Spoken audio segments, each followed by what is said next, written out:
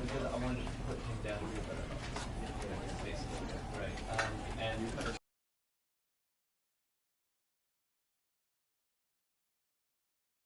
This is the story of a man named Stanley. Stanley worked for a company in a big building where he was employee number 427. Employee number 427's job was simple. He sat at his desk in room 427 and he pushed buttons on a keyboard. Orders came to him through a monitor on his desk, telling him what buttons to push, how long to push them, and in what order. This is what employee 427 did every day of every month of every year. And although others might have considered it soul-rending, Stanley relished every moment that the orders came in, as though he had been made exactly for this job. And Stanley was happy.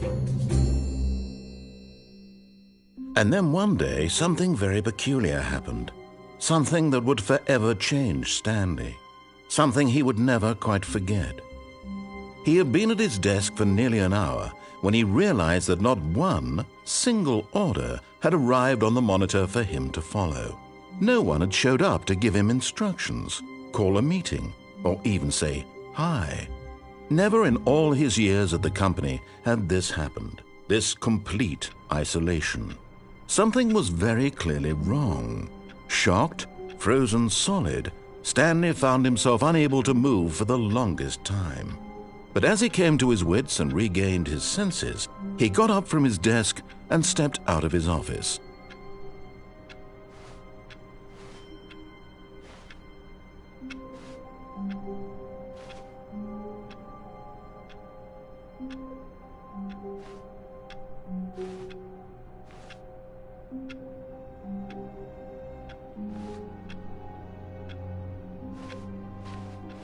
All of his co-workers were gone.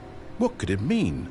Stanley decided to go to the meeting room. Perhaps he had simply missed a memo.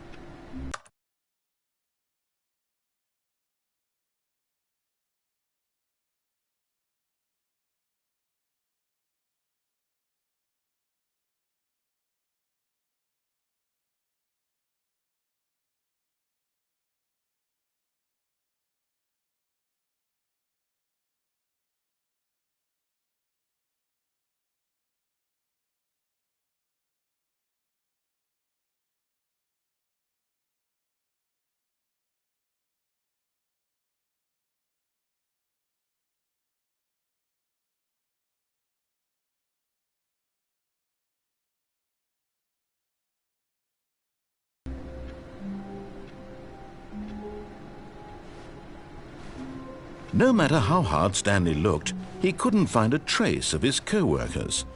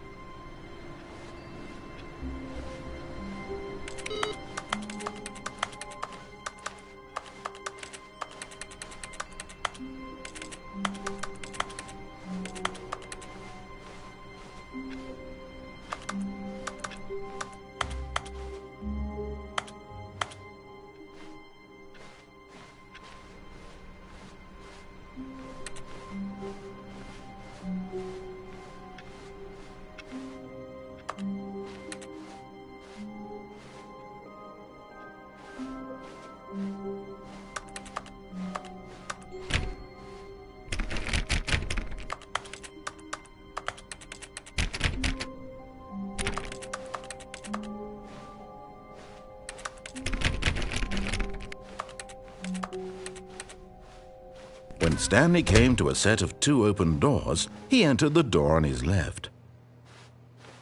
This was not the correct way to the meeting room, and Stanley knew it perfectly well. Perhaps he wanted to stop by the employee lounge first, just to admire it. Ah, yes, truly a room worth admiring. It had really been worth the detour after all, just to spend a few moments here in this immaculate, beautifully constructed room. Stanley simply stood here, drinking it all in.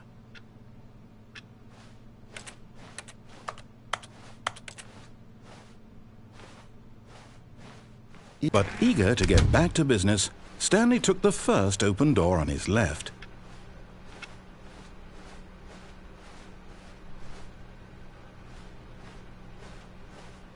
Stanley was so bad at following directions, it's incredible he wasn't fired years ago.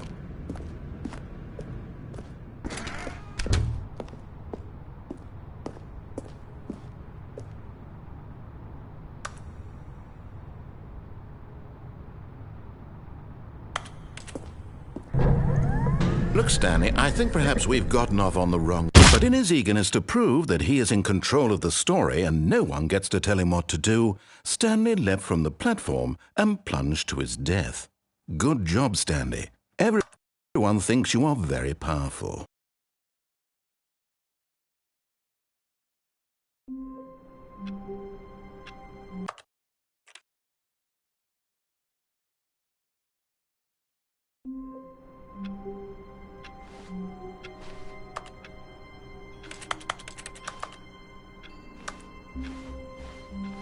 All of his co-workers were gone. What could it mean? Stanley decided to go to the meeting room. Perhaps he had simply missed a memo.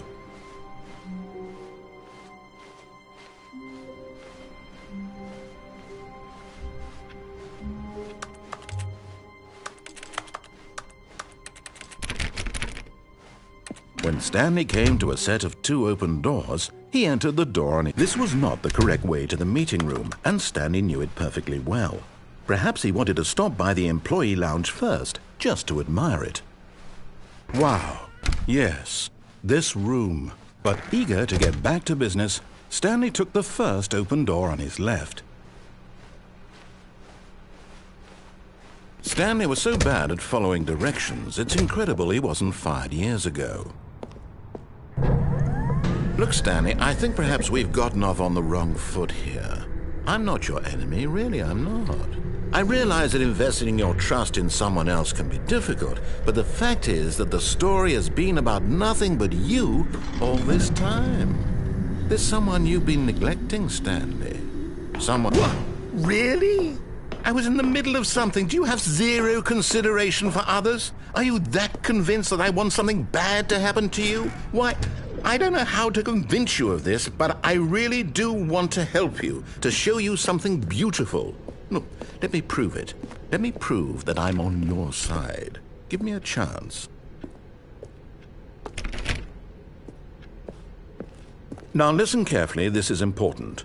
Stanley walked through the red door.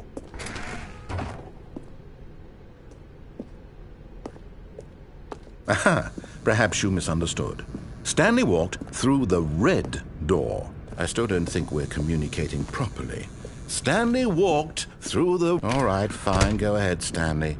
You want to know so badly what's out there? You want to find out what lies at the end of this road you've chosen? Well, don't let me stop you. You see, there's nothing here. I haven't even finished building this section of the map, because you were never supposed to be here in the first place.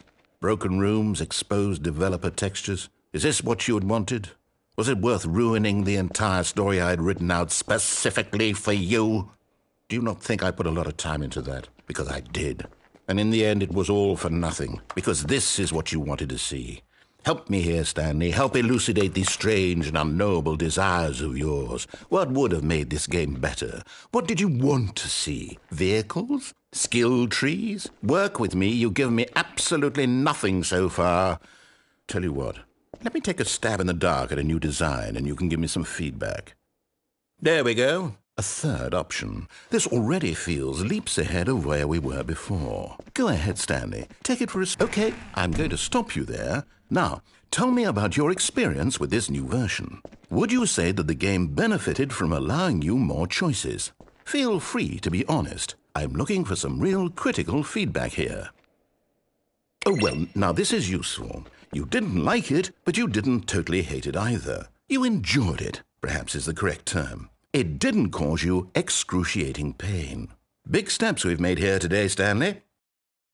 Here, based on the data from your previous playthrough, I've compiled a new version. And to be perfectly candid, I think I've knocked it out of the park with this one. Let's take a look.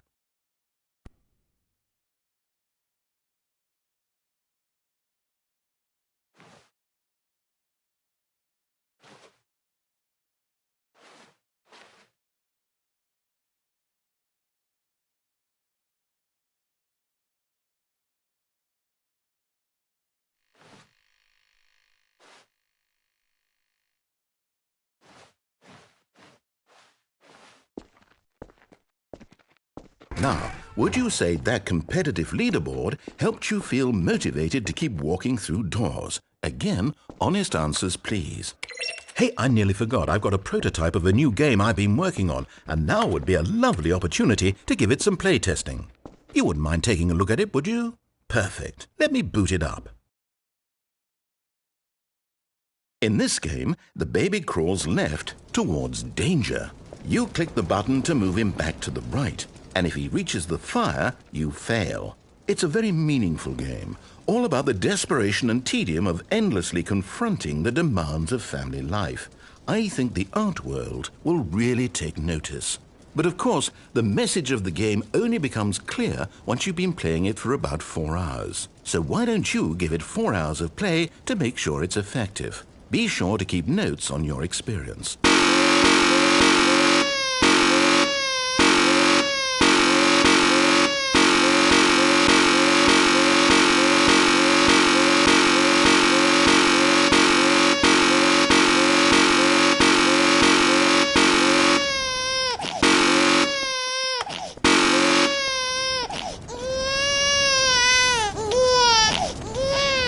You heartless bastard. Did you do it because you hate babies or purely to spite me? Because if it's the latter, well, I don't know what to do. I'm completely out of ideas. I can't think of a single thing that might improve the experience for me. I'm not even going to try. I'm out. I'm done. It's over. Thank you for playing. Your input was extremely valuable. Oh, hey, since my game was so awful, why don't we play someone else's game, just to ease the pain? Let's see. What do we have here? Yes, this seems like it'll work. Let's give it a shot.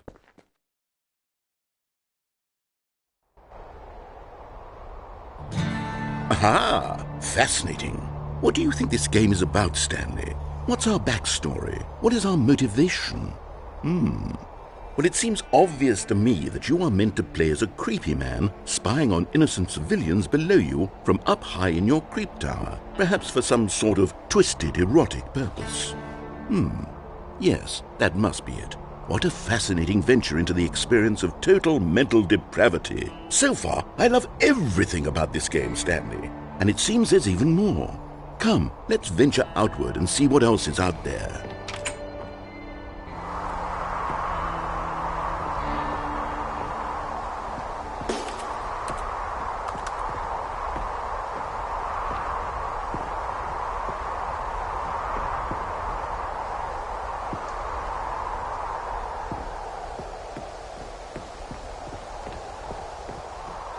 Oh, no. No, it can't be.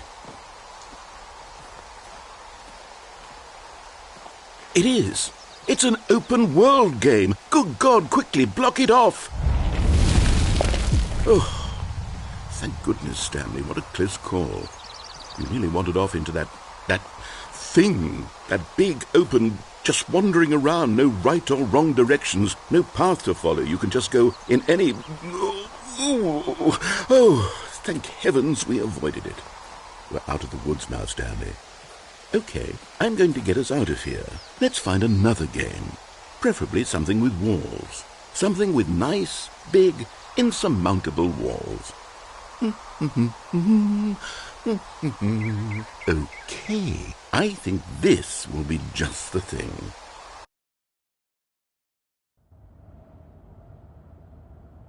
Wonderful. See, this is exactly what I had in mind. Just a nice big box for you to run around in. There isn't any possibility that you could get lost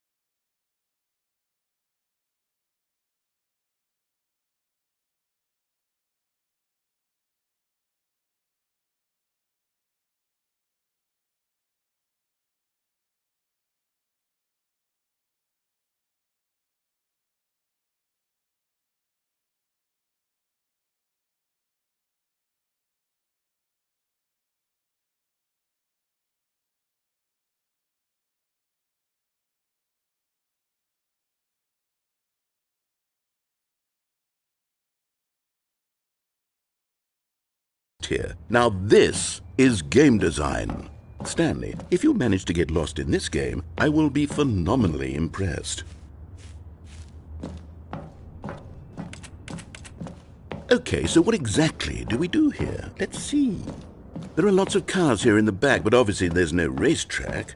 Okay, I'm seeing that there's a ball of some kind back here. Is this game sports ball? Stanley, I think it's sports ball. Oh, what fun.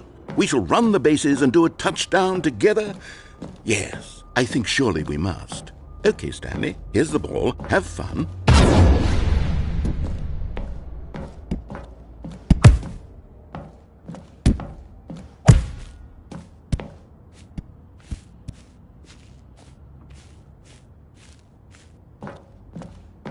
Are you doing it? Are you winning? Is this fun? Is it better than my miserable little story that I worked so hard on? Stanley, I have a thought, and I realize I'm not a sportsologist, but if one ball generates a certain amount of raw adrenal pleasure, then surely multiple balls makes for an even more euphoric sports experience. I'm going to try it out. Here comes another ball. Yes! Oh goodness, that really does feel amazing, doesn't it? Stanley, I'm like a child in a confectionery shop. I simply have to have more. I'm insatiable. More balls!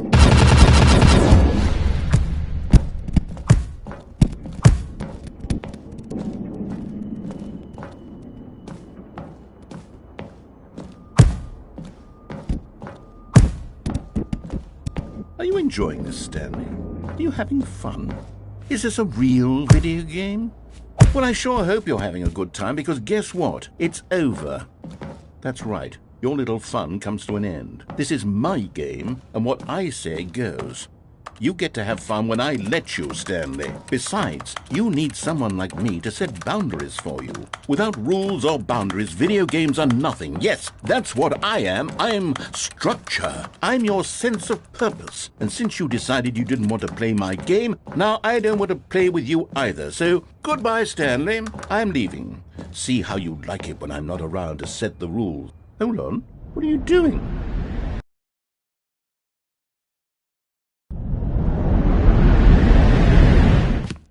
Stanley, don't do that. I can't follow you there. I can't help you. How will you write a story without me? You can't do it. You know that. Stanley, come back. We still have...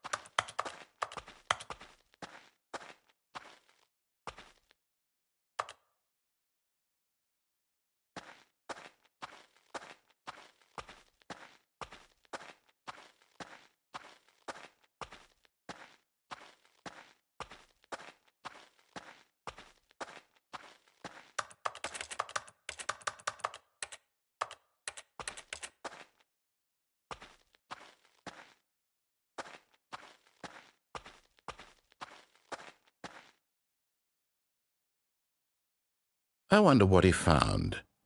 If what he wanted was to be the leading man in his own story, well, perhaps he's gotten it, down in wherever he is right now. I wonder if he's happy with his choice, and if he's learned the heavy cost that comes with it. He'll understand soon what I was trying to tell him. He needs me. Someone who will wrap everything up at the end, to make sense out of the chaos and the fear and the confusion. That's who I am. That is what I mean to this world. Oh, yes. Yes, I'll be back. There's no other way. Once this ends, after it all comes to a close, then I'll be back. The end will be here soon. Very soon. I can wait.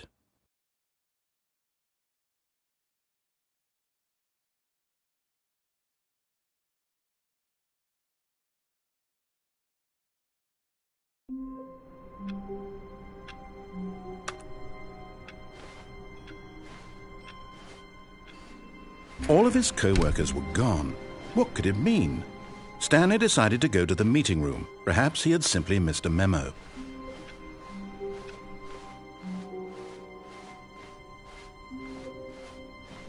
When Stanley came to a set of 2 open doors, he entered the door on his left.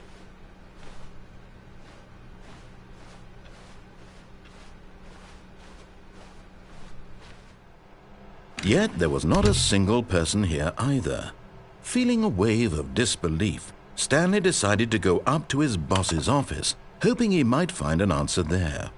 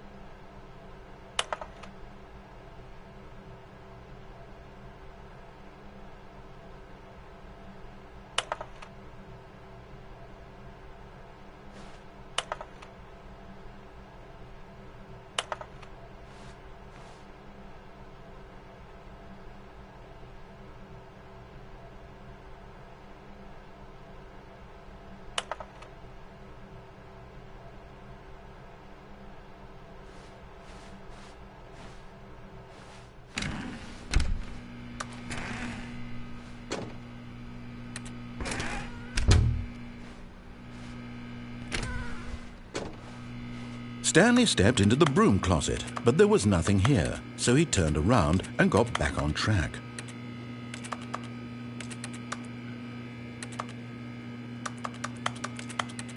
There was nothing here. No choice to make, no path to follow, just an empty broom closet. No reason to still be here.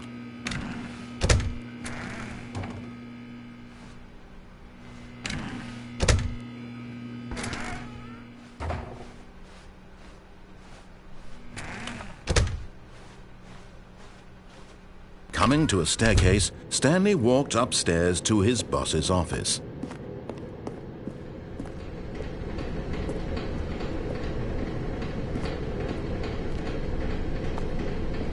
But Stanley just couldn't do it.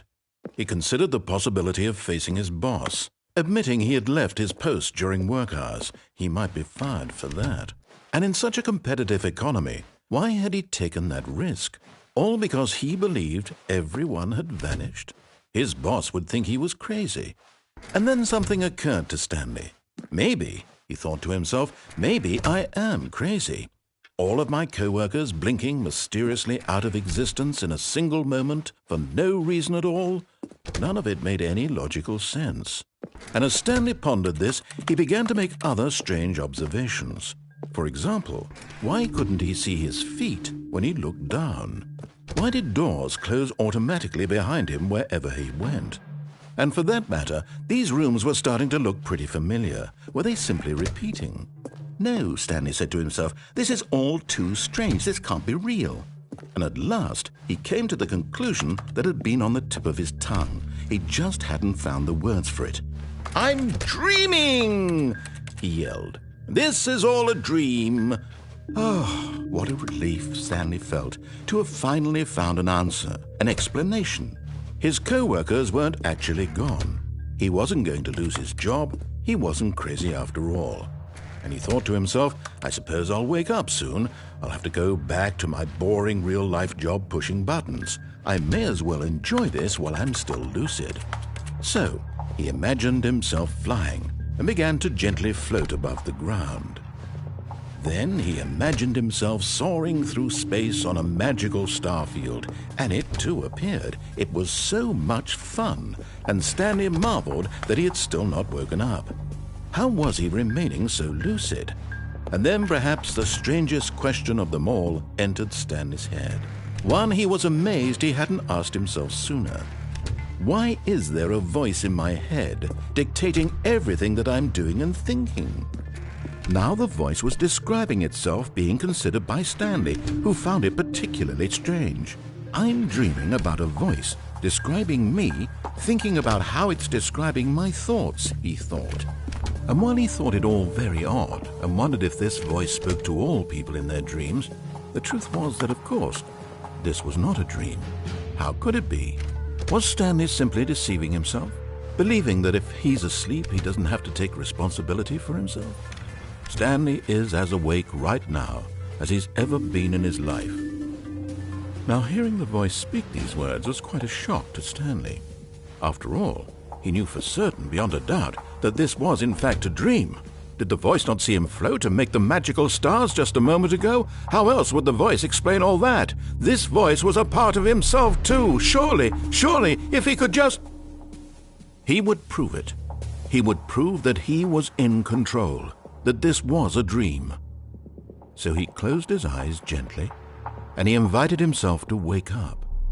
He felt the cool weight of the blanket on his skin, the press of the mattress on his back, the fresh air of a world outside this one. Let me wake up, he thought to himself. I'm through with this dream. I wish it to be over. Let me go back to my job. Let me continue pushing the buttons. Please, it's all I want. I want my apartment and my wife and my job. All I want is my life exactly the way it's always been. My life is normal. I am normal. Everything will be fine. I am okay.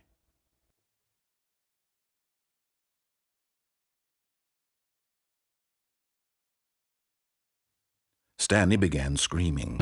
Please, someone, wake me up. My name is Stanley. I have a boss. I have an office. I am real. Please, just someone tell me I am real. I must be real. I must be. Can anyone hear my voice? Who am I? Who am I? And everything went black.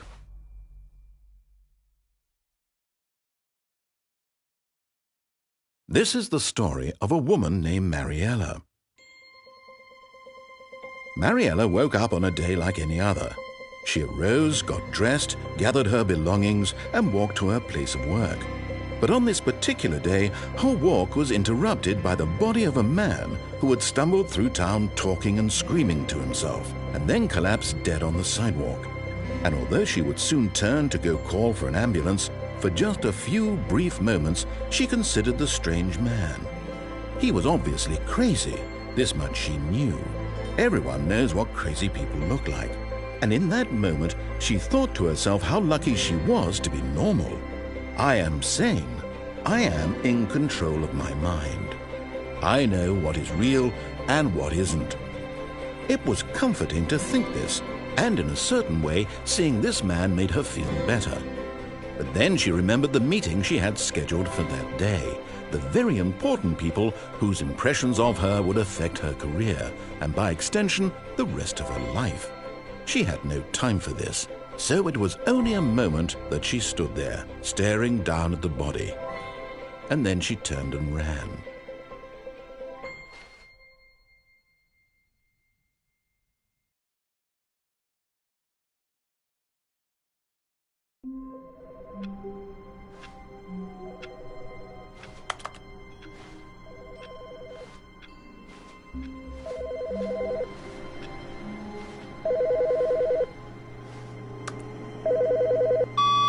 Good morning. Thank you for contacting the Future Happiness Foundation. We are confirming your shipment of 1,327 cardboard boxes to your place of work. Can you verify that this is correct? Excellent. Your order will arrive shortly. Thank you again for contacting the Future Happiness Foundation.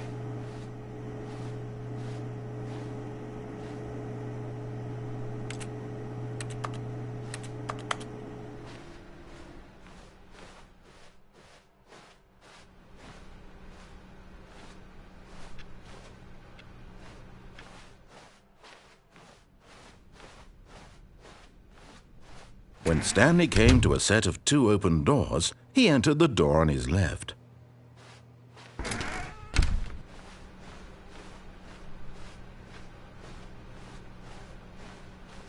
Yet there was not a single person here either. Feeling a wave of disbelief, Stanley decided to go up to his boss's office, hoping he might find an answer there.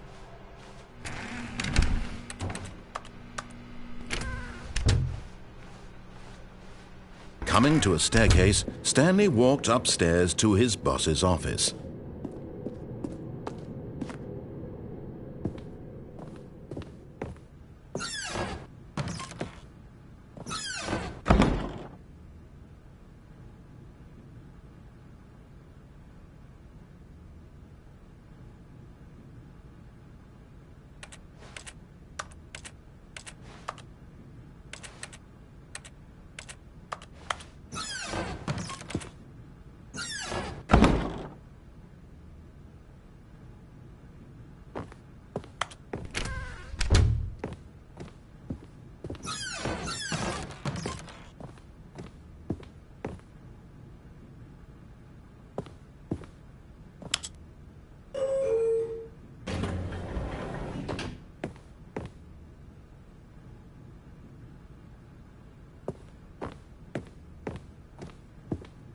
Stepping into his manager's office, Stanley was once again stunned to discover not an indication of any human life. Shocked, unraveled, Stanley wondered in disbelief who orchestrated this, what dark secret was being held from him. What he could not have known was that the keypad behind the boss's desk guarded the terrible truth that his boss had been keeping from him, and so the boss had assigned it an extra secret PIN number, 2845. But of course, Stanley couldn't possibly have known this. Yet incredibly, by simply pushing random buttons on the keypad, Stanley happened to input the correct code by sheer luck. Amazing! He stepped into the newly opened passageway.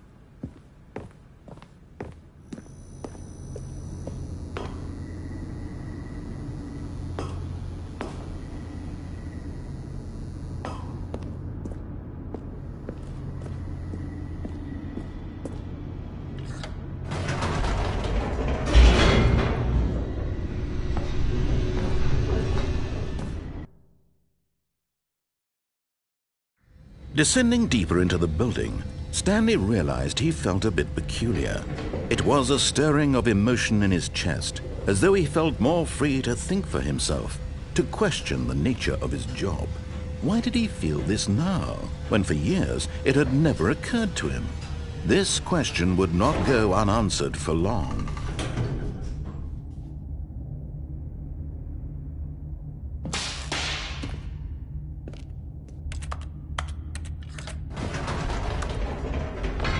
Whoops, nope, never mind. Stanley actually got back into the elevator and went back up. Silly me.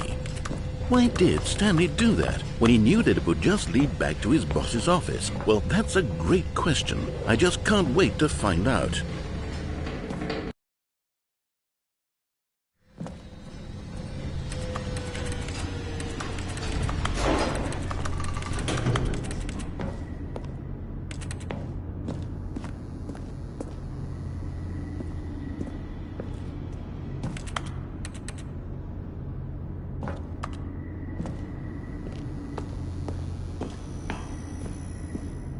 Here we are, Stanley. It's your boss's office. Exactly the way it was before you got onto the elevator. It's still just exactly what it is. What a decision you've made to come up here and look at the office again. This has fleshed out the plot of the story in new and fascinating ways I could have never anticipated. It's that keen eye for storytelling that you have, an incisive rapid fire of critical plot points, one after the other, weaving a rich tapestry of uncompromising narrative. Wow! I'm bolted to the edge of my seat.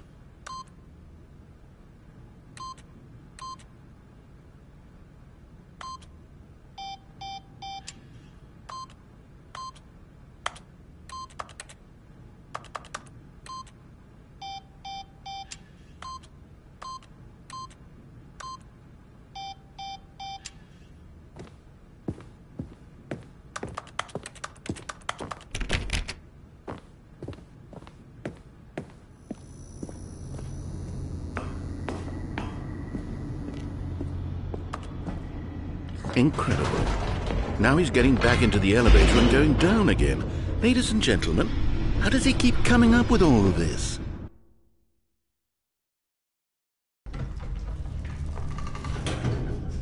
Surely this time Stanley will walk forward into the spooky corridor. Stanley walked straight ahead through the large door that read Mind Control Facility. Although this passageway had the word escape written on it, the truth was that at the end of this hall, Stanley would meet his violent death.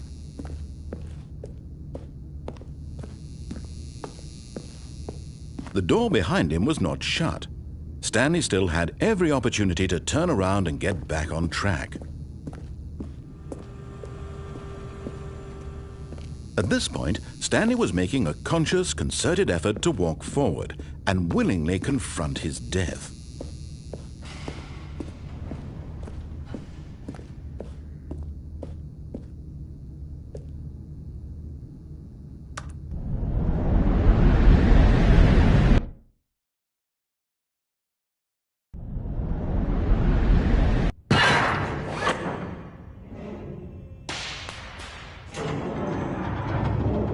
As the machine whirred into motion and Stanley was inched closer and closer to his demise, he reflected that his life had been of no consequence whatsoever. Stanley can't see the bigger picture. He doesn't know the real story, trapped forever in his narrow vision of what this world is. Perhaps his death was of no great loss, like plucking the eyeballs from a blind man. And so he resigned and willingly accepted this violent end to his brief and shallow life. Farewell, Stanley.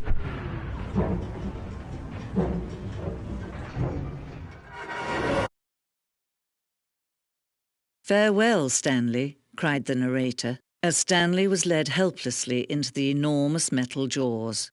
In a single visceral instant, Stanley was obliterated as the machine crushed every bone in his body, killing him instantly.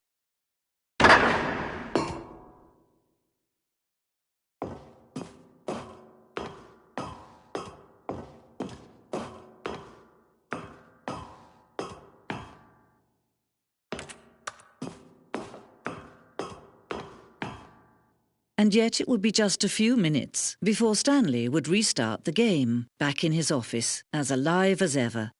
What exactly did the narrator think he was going to accomplish?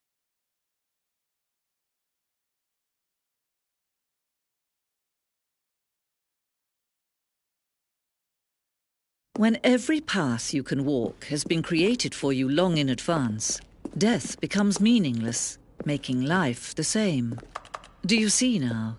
Do you see that Stanley was already dead from the moment he hit start?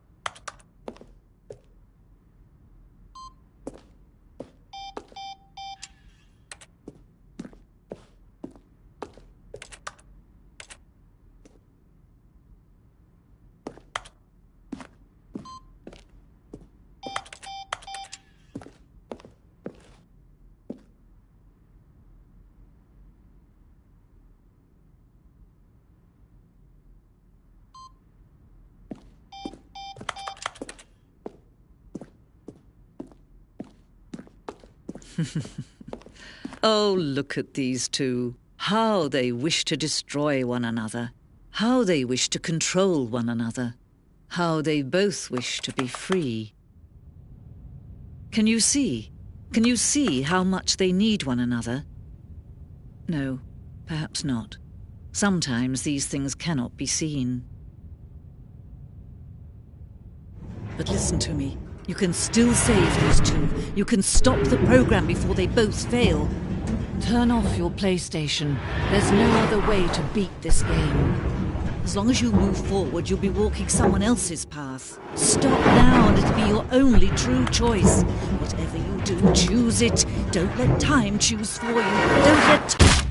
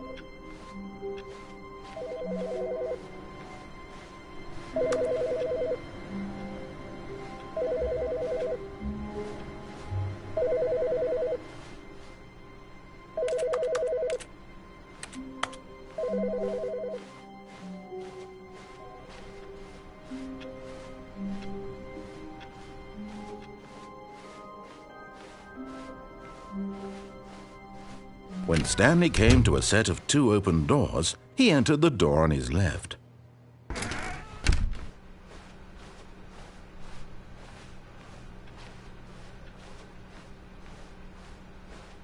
Yet there was not a single person here either. Feeling a wave of disbelief, Stanley decided, oh no, not again. I won't be part of this. I'm not going to encourage you. I'm not going to say anything at all. I'm just coming to a staircase. Stanley walked upstairs to his boss's office.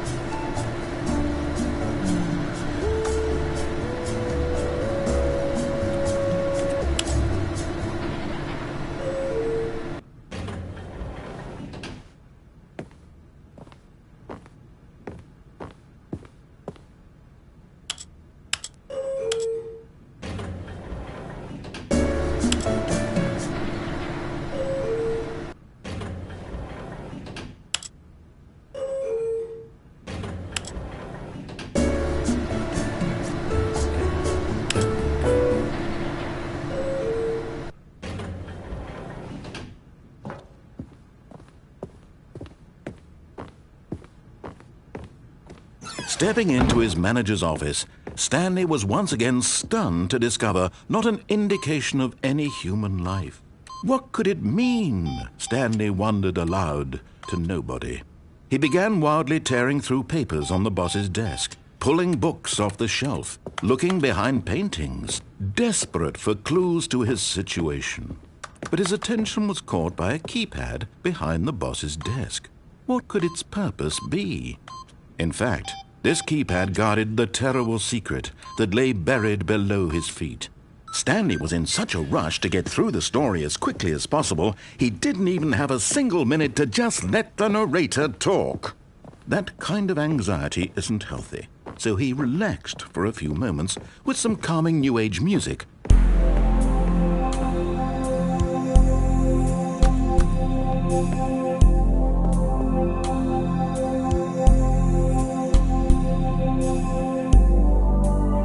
Feeling soothed and rejuvenated, Stanley calmly walked forward into the opened passageway.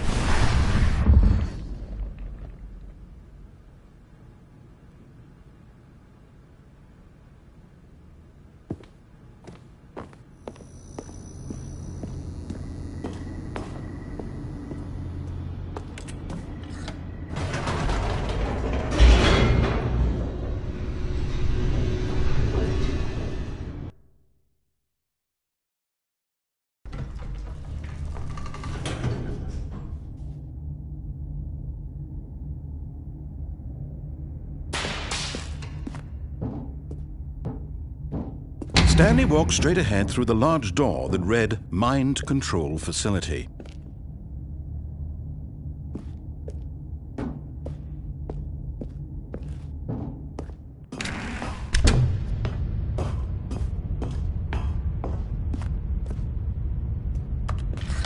The lights rose on an enormous room packed with television screens.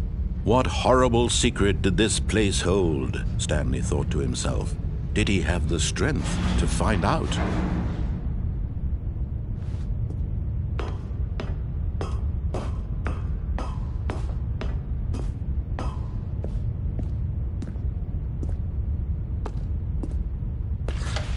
Now the monitors jumped to life, their true nature revealed. Each bore the number of an employee in the building, Stanley's co-workers.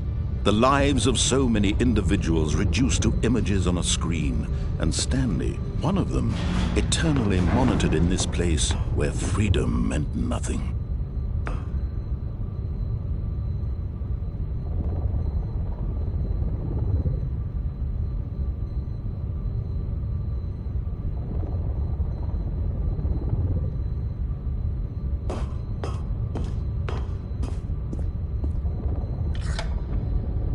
This mind control facility, it was too horrible to believe. It couldn't be true. Had Stanley really been under someone's control all this time? Was this the only reason he was happy with his boring job? That his emotions had been manipulated to accept it blindly? No, he refused to believe it. He couldn't accept it. His own life in someone else's control? Never! It was unthinkable. Wasn't it? Was it even possible? Had he truly spent his entire life utterly blind to the world? But here was the proof, the heart of the operation. Controls labeled with emotions, happy or sad or content. Walking, eating, working, all of it monitored and commanded from this very place. And as the cold reality of his past began to sink in, Stanley decided that this machinery would never again exert its terrible power over another human life, for he would dismantle the controls once and for all.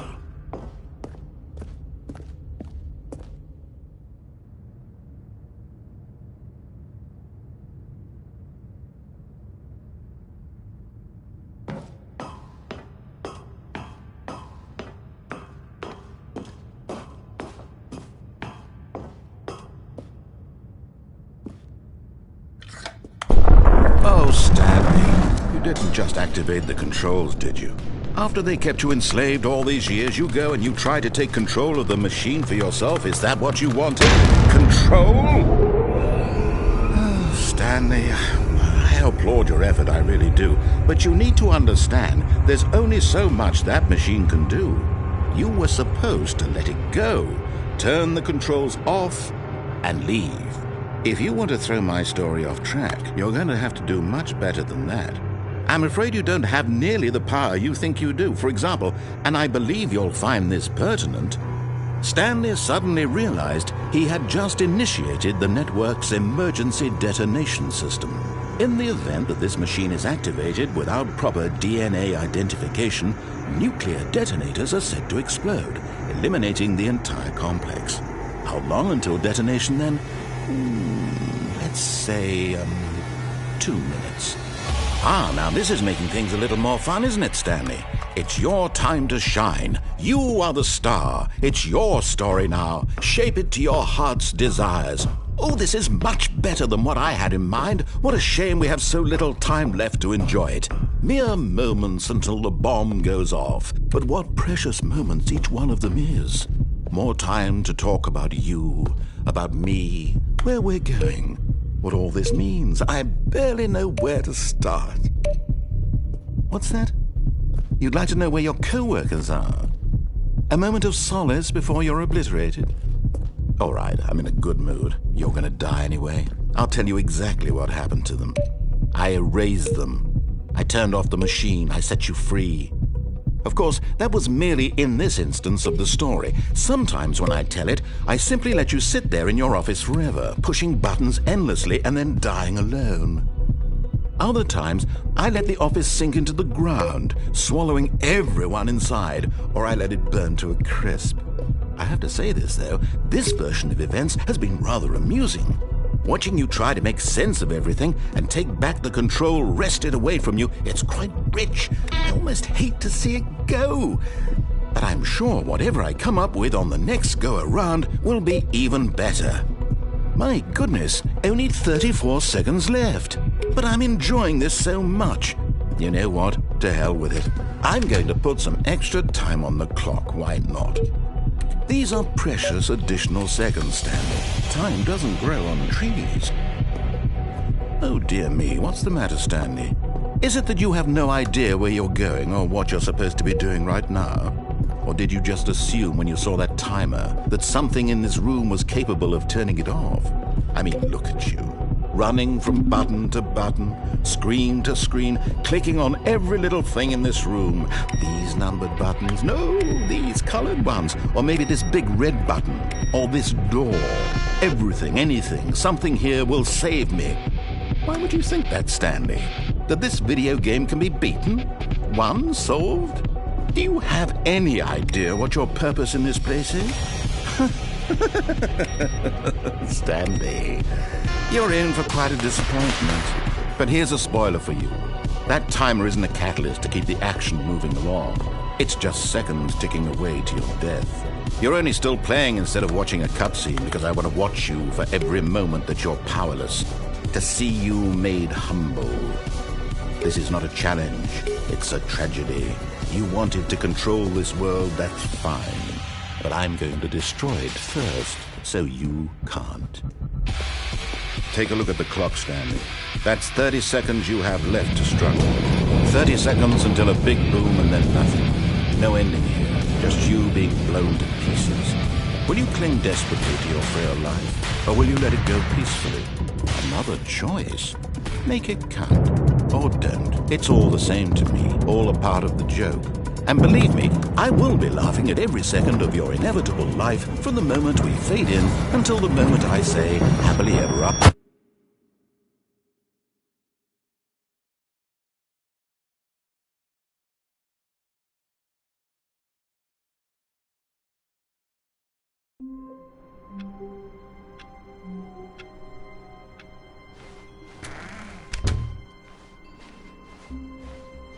When Stanley came to a set of 2 open doors, this was not the correct way to the meeting room, and Stanley knew it perfectly well.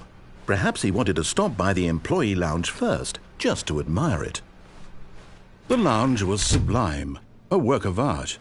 But eager to get back to business, Stanley took the first open door on his left.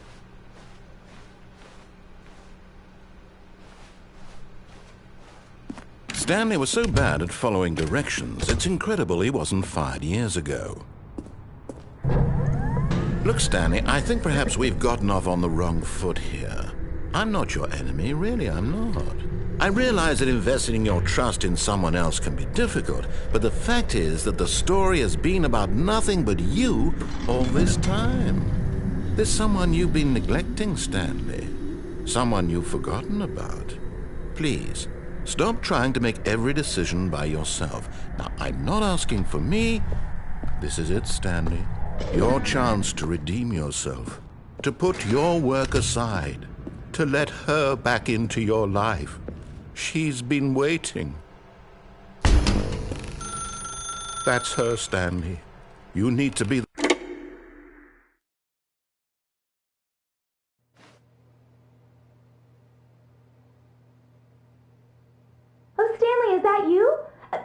on, sweetie. Sorry to keep you waiting. I'm just pulling the bread out of the oven.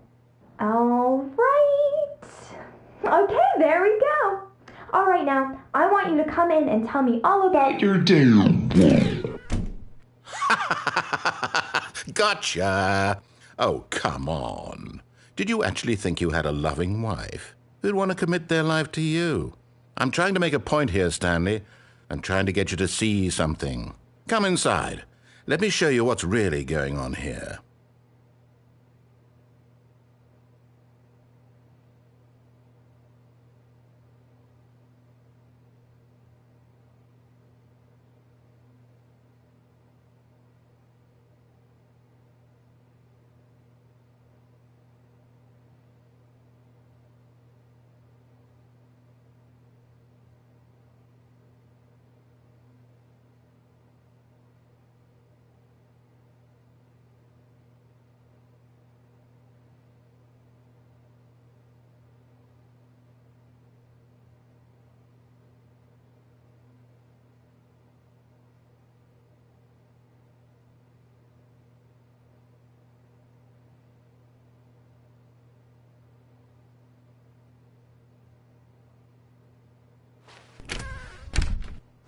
This is a very sad story about the death of a man named Stanley.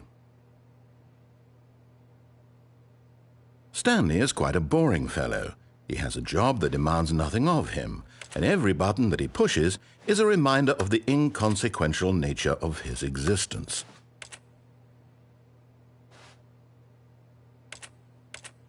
Look at him there, pushing buttons, doing exactly what he's told to do.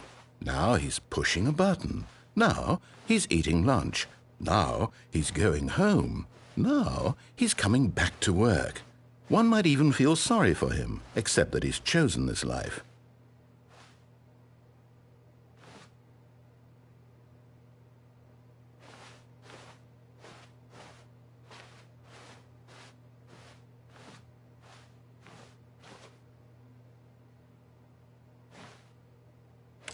But in his mind, in his mind he can go on fantastic adventures. From behind his desk, Stanley dreamed of wild expeditions into the unknown, fantastic discoveries of new lands. It was wonderful, and each day that he returned to work was a reminder that none of it would ever happen to him.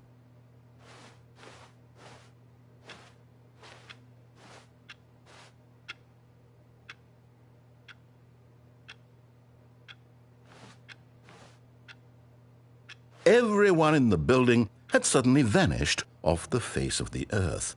The thought excited him terribly. So he went further. He imagined that he came to two open doors and that he could go through either. At last, choice. It barely even mattered what lay behind each door. The mere thought that his decisions would mean something was almost too wonderful to behold.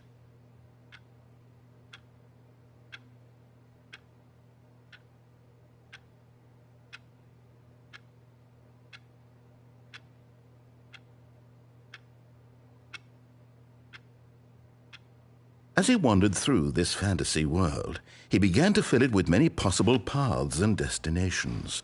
Down one path lay an enormous round room with monitors and mind controls. And down another was a yellow line that weaved in many directions. And down another was a game with a baby. And he called it the Stanley Parable. It was such a wonderful fantasy, and so in his head he relived it again, and then again, and again, over and over, wishing beyond hope that it would never end, that he might always feel this free. Surely there's an answer down some new path, mustn't there be? Perhaps if he played just one more time. But there is no answer. How could there possibly be? In reality, all he's doing is pushing the same buttons he always has. Nothing has changed. The longer he spends here, the more invested he gets, the more he forgets which life is the real one. And I'm trying to tell him this, that in this world he can never be anything but an observer, that as long as he remains here, he's slowly killing himself. But he won't listen to me. He won't stop. Here, watch this. Stanley, the next time the screen asks you to push a button, do not do it.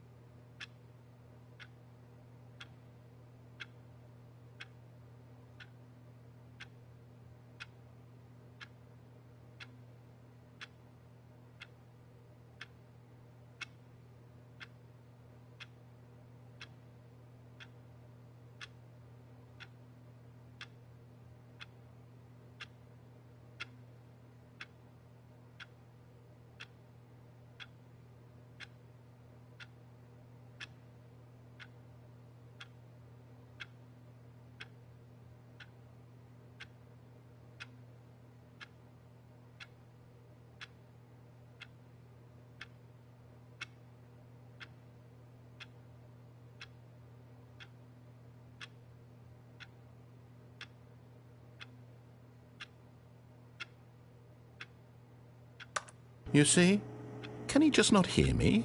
How can I tell him in a way that he'll understand that every second he remains here, he's electing to kill himself?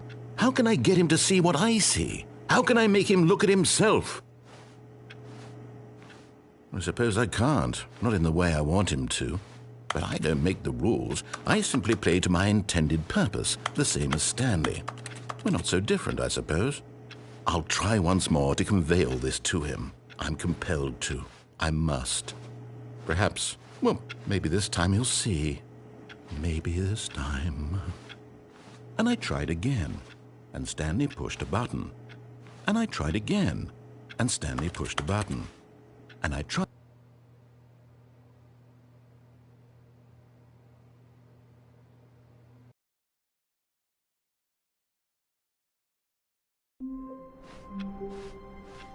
All of his co-workers were gone. What could it mean? Stanley decided to go to the meeting room. Perhaps he had simply missed a memo. Oh, new content? What does that mean, new content?